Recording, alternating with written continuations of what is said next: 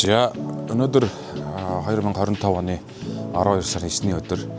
За бид бүхэн энэ 25 онд одоо Монгол улсын бодлого хамгаалах салбар одоо зэвсгэл техникийн шинжилгээний бодлогынхаа хүрээнд холбооны бүгд найрамдах Герман улсад үйлдвэрлэгдсэн H145 D3 загварын одоо нислэг дэргийг одоо зэвсгэгчин анх удаага буюу анх удаа хүлээж авсан.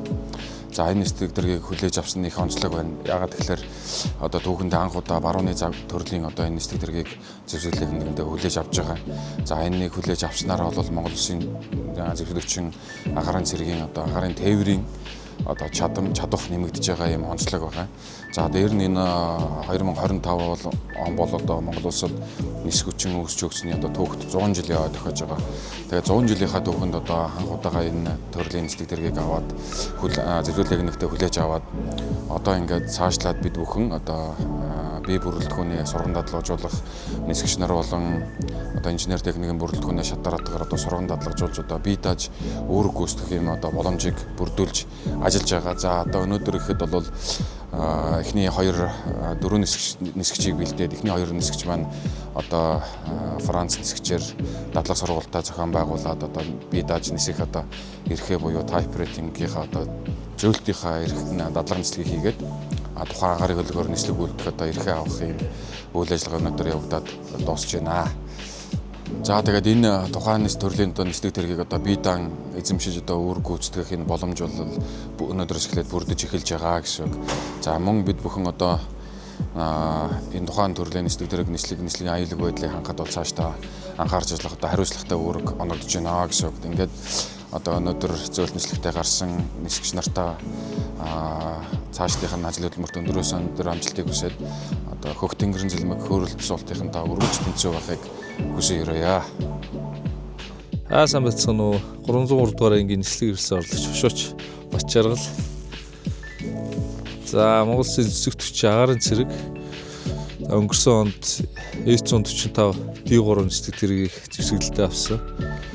За тэгээд энэ оны 11 сарын ихээр 4 нисгч маань Малайз улсад онлын сургалтанд хамрагдаад за 2 шаттай онлын сургалтанд хамрагдаад 11 сарын сүүлээр Монгол дээр шалгашуулгий өгөөд ингээд тэнцээ. Одоогийн байдлаар эхний 2 нисгч маань дадлага нислэгтэй гарцсан.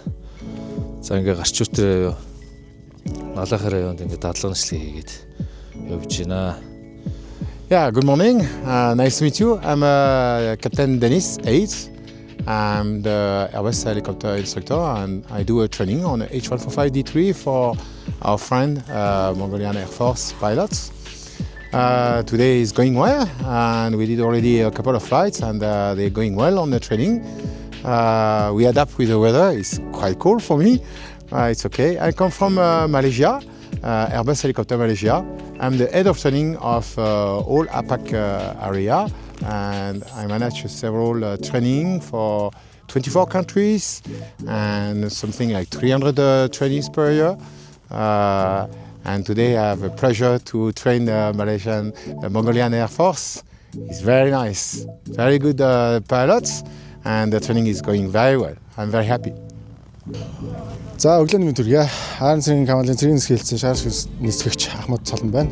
За H145 D3 гэдэг нислэг дэрэн шилжин сургалтанд хамрагдаад газрын бэлтгэлийг 100% таагаар дуусгаад нислэгийн бэлтгэлийг 50% таагаар гүйцэтгэж байна. Нислэгийн явцад асуудалтай зүйл толгорхгүй байна. Шилжин сургалт амжилттай явж байна. Манай багш бол Airbus центрийн багш, Малайз улсын Airbus-ын төвөөс ирсэн. Тэгээд ер нь бол өөрт нь маш их хүйтэн багш байна. Гэхдээ бидний бэлтгэлийг маш сайн явуулж байна.